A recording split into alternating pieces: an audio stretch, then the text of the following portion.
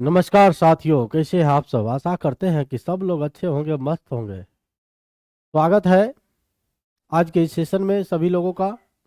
और सबको बहुत बहुत धन्यवाद, आप लोग सौ समय जुड़ते हैं। और अभी हम लोग अनुषंक गुणधर्म, जो कि क्लास 12 का जो है सॉल्यूशन चैप्टर का केमिस्ट्री का जो है क्लास है, और उसका नाम है कोलिगेटिव प्रॉपर्टी। क्या नाम है दोस्तों, बोलिए तो एक बार। कोलिगेटिव प्रॉपर्टीज, जिसको हिंदी में जानते हैं, हिंदी में बोलते हैं अनुषंक गुणधर्म। वो कहते की कहला सर, तो हम कहलिए अनुषंक गुण धर्म, यानी कोलिगेटिव प्रॉपर्टी। क्या हेडिंग बनाएंगे सर? अनुषंक गुणधर्म। चलिए हेडिंग बना लीजिए, और सभी भाई बहन जो है जितने भी लोग हैं सब लोग जुड़ जाइए। अब अभी मज़ा आने वाला है। हम तब तक देखते हैं कितने लोग जुड़े हैं। केमिस्ट्री पॉइंट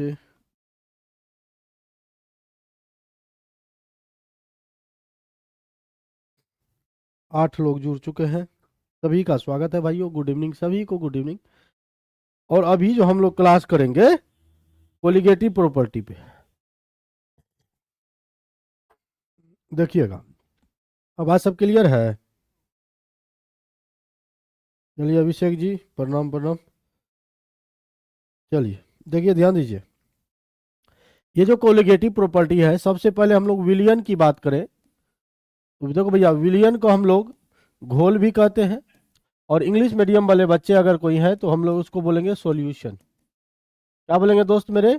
सॉल्यूशन बोलेंगे। और ये जो सॉल्यूशन है, सॉल्यूशन में आप दो चीज लेते हैं, दो पार्ट होते हैं सॉल्यूशन का।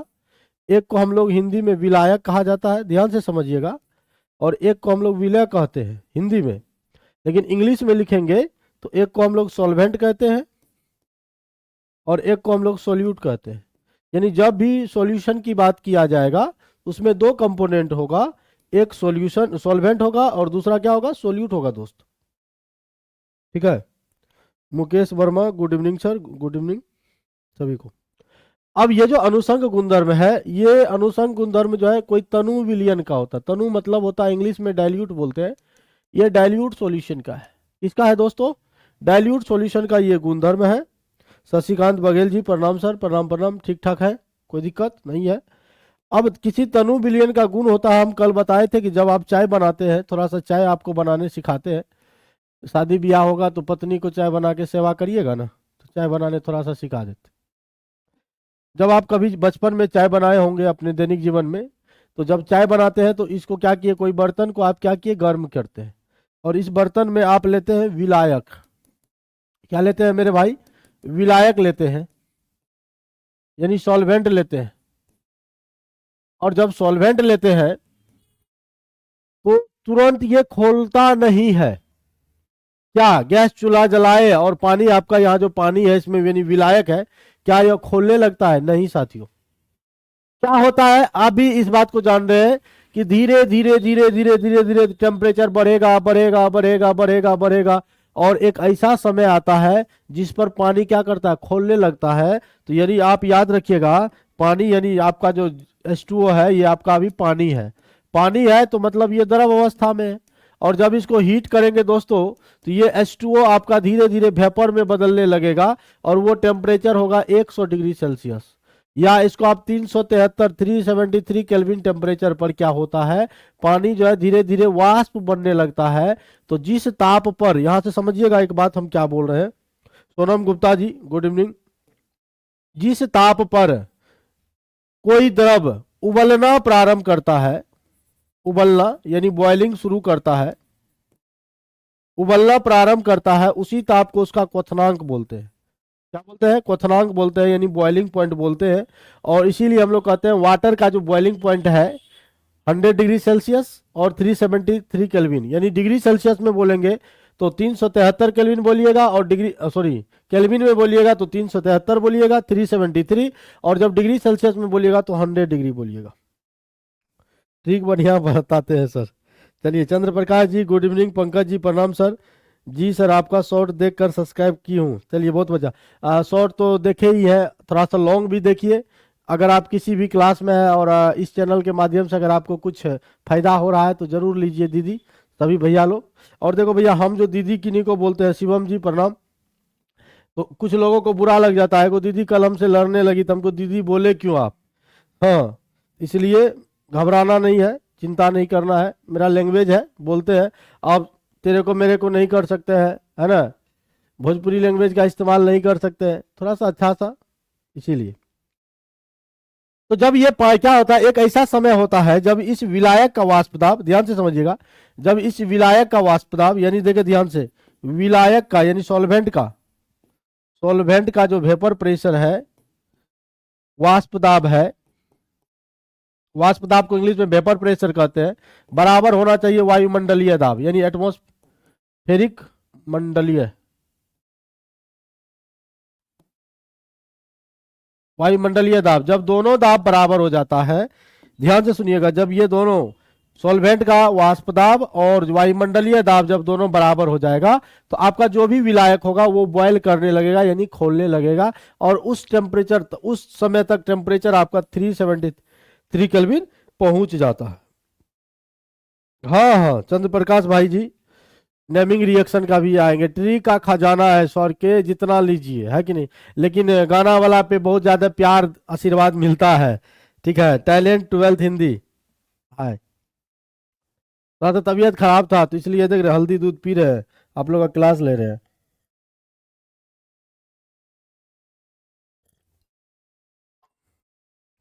बस इसी तरह अपना प्यार आशीर्वाद सब लोग बरसाते रहिएगा। तो जो याद रखिएगा, विलायक का वाष्प दाब और वायुमंडलीय दाब जब दोनों बराबर हो जाता है तो कोई भी सॉल्वेंट बॉयल करना शुरू कर देता। अब जब बॉयल करना ये शुरू करता है, आप उसको कह रहे हो ए पानी, यानी ए विलायक, ए सॉल्वेंट, सुन रहे हो, खोलना बंद हो जाओ नहीं तो चीनी डाल देंगे। आप डाल नहीं रहे हो मेरे भाई, कह रहे हो कि खोलना बंद हो जाओ नहीं तो चीनी डाल देंगे, नहीं हुआ बंद। फिर आप कह रहे हो खोलना बंद हो जाओ नहीं तो यूरिया डाल देंगे, फिर भी बंद नहीं हुआ। आपका फिर टेम्परेचर हाई हो गया, यानी गुस्सा में आप बोले खोलना बंद हो जाओ नहीं तो ग्लूकोज डाल देंगे, फिर भी बंद नहीं हुआ। तब आप उसको क्या कहते हैं, गुस्सा उठा, आपको एक मुट्ठी चीनी उसमें डाल दिए। जैसे आप इस विलायक में यानी सॉल्वेंट में जैसे आप सोल्यूट मिलाते हैं यानी चीनी मिलाए, तो चीनी एक प्रकार का क्या है भैया, विलय है यानी सोल्यूट है। और जैसे आप इसमें सोल्यूट मिलाए सर जी, तो बन गया ये सॉल्यूशन, और उसका क्या होता है, वाष्प दाब जो है सब घट जाता है। वाष्प दाब क्या हो जाता है, घट जाता है। फिर धीरे धीरे टेम्परेचर इंक्रीज होगा, तब वो क्या होगा, बॉयल करेगा। तो भैया हमारा एक चीज यहां कहना हुआ, अनुषंक गुणधर्म जो है, ये जो कोलिगेटिव प्रॉपर्टी है, तो तनु विलयन के लिए लागू होता है।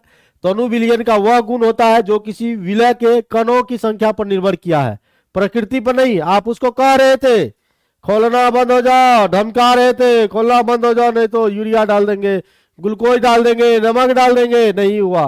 लेकिन जैसे उसके अमाउंट उस सॉल्वेंट में मिलाया, बन गया सॉल्यूशन, तो वो खोलना कुछ देर के लिए बंद हो गया। ठीक है, चलिए बहुत अच्छा है, सब लोग जुड़े रहिए, बने रहिए, कोई जाना नहीं है। तो हम लोग अगर अनुषंग गुणधर्म को लिखते हैं, अनुषंग गुणधर्म को अगर लिखते हैं, मेरे साथ साथ अगर जो लोग लिखना चाहते हैं लिखते चले जाइए भाईजान। लिखेंगे किसी तनु विलयन का, किसी तनु विलयन का वह गुण, किसी तनु विलयन का वह गुण जो विलय के, जो विलय के कणों के संख्या पर, विलय के कणों के संख्या पर निर्भर करता है, निर्भर करता है, उसके प्रकृति पर नहीं, उसके प्रकृति पर नहीं, उसके प्रकृति पर नहीं, कोमा अनुषंक गुण कहलाता है या अनुषंक गुणधर्म कहलाता है, अनुषंक गुणधर्म कहलाता है। क्लियर है।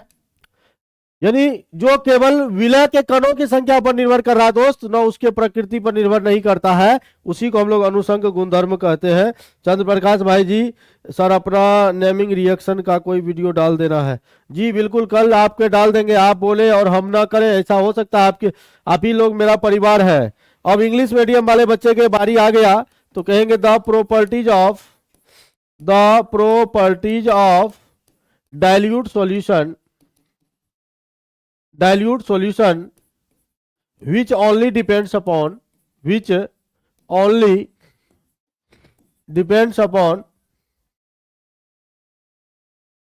number of solute particle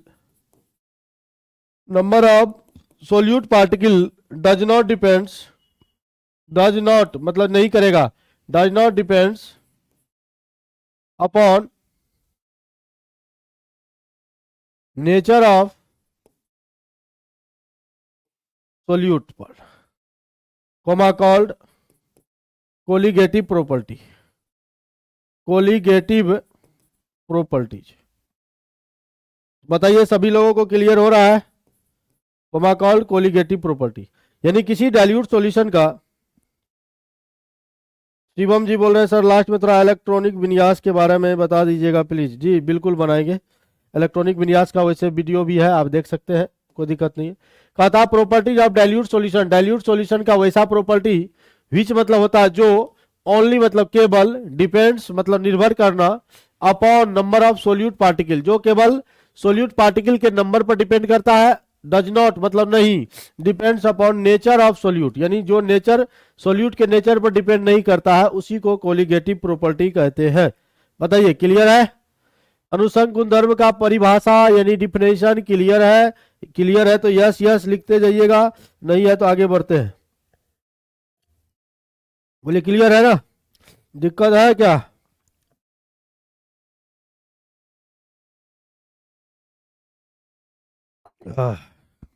नहीं है, दिक्कत नहीं है। अब देखिए ये जो अनुसंग गुणधर्म होता है यानी हम लोग जो आप पढ़ेंगे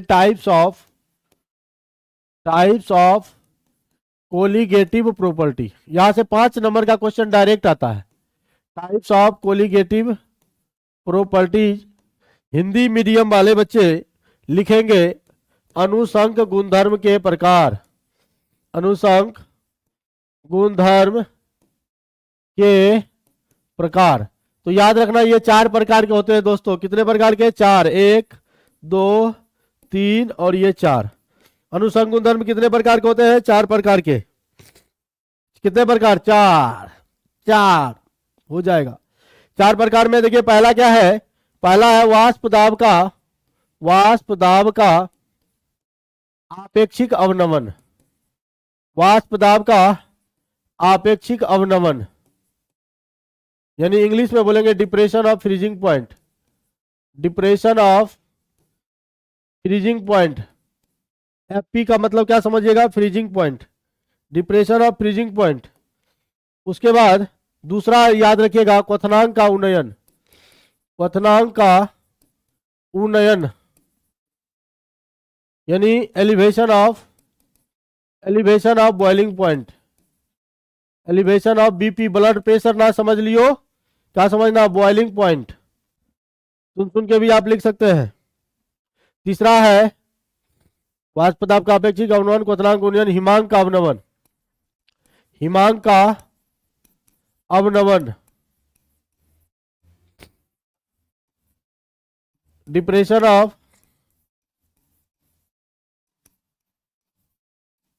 ओहो ये गलती लिख दी है इंग्लिश, इसका होगा depression of freezing point, depression of freezing point इसका होगा भैया रिलेटिव, सॉरी भैया उसके लिए, रिलेटिव लॉरिंग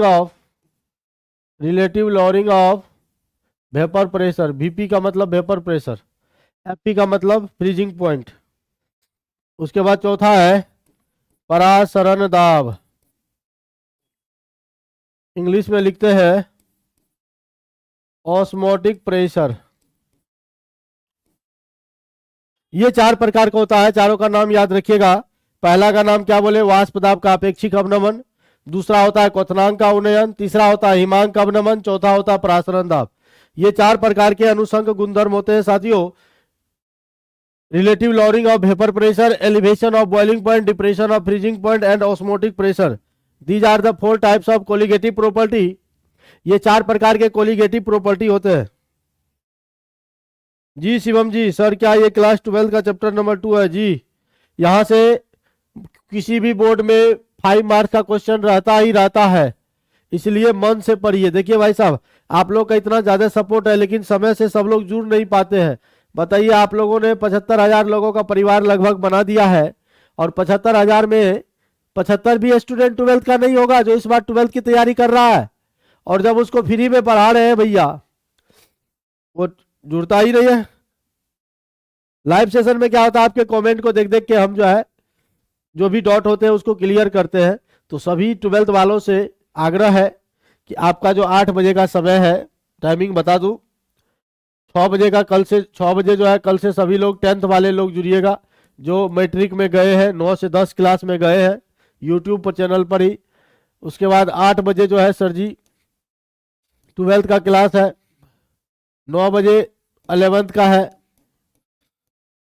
और अपने यहाँ ऑफलाइन जो है वो भी चलता है, ऑनलाइन तो साथ साथ ऑनलाइन भी चलता है। और ये ऑनलाइन का ये तीनों टाइम है। ऑफलाइन का टाइमिंग है सुबह 7 से 8, 8 से 9, 9 से 10, 10 से 11, 11 से 12, 3 से 4, 4 से 5, 5 से 6। ये टोटल बैच आपका ऑफलाइन है। अभी ऑनलाइन रात के 3 में, रात में ही 3 बैच लिए हैं। तो सभी लोग सपोर्ट करिए। थोड़ा सा तबीयत खराब के कारण अनुसंग गुणधर्म अभी पढ़ाए हम। अनुसंग गुणधर्म क्या होता है, तो किसी तनु विलयन का वह गुण होता है जो विलय के कणों की संख्या पर निर्भर करता है, उसके प्रकृति पर नहीं, उसी को अनुसंग गुणधर्म कहते हैं। उसके बाद भैया ये 4 प्रकार के होते हैं, है ना। पहला होता है वाष्प दाब का अपेक्षिक अवनमन, दूसरा होता है क्वथनांक का उन्नयन, तीसरा होता है हिमांक का अवनमन, और चौथा होता है प्रासरण दाब। याद करिए तो बोलिए तो, पहला वाष्प दाब का अपेक्षिक अवनमन, दूसरा क्वथनांक का उन्नयन, तीसरा हिमांक का अवनमन, चौथा प्रासरण दाब। इंग्लिश मीडियम में चलिए, इंग्लिश मीडियम में कहते हैं relative lowering of vapour pressure. VP का मतलब समझ लेना, vapour pressure. Vapour pressure Hindi में बोलते हैं वाष्प दाब।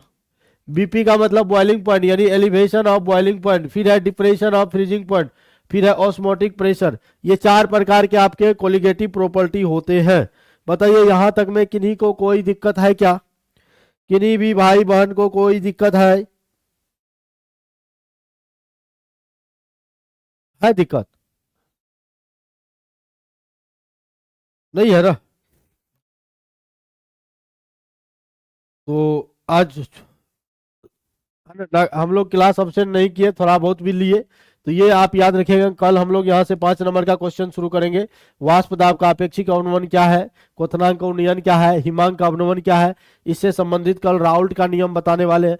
तो बहुत सारा चीज कल हम आपको बताने वाले हैं, तो कल जुड़ना ना भूलें। और सभी अपने दोस्तों को भी बताइए। आप लोग भाई, आप लोग तो कुछ लोग हैं जो रेगुलर है, एक्टिव है, चलिए अच्छी बात है। चलिए आज के लिए इतना रहने दिया जाए। सभी को गुड नाइट, जय हिंद, जय भारत।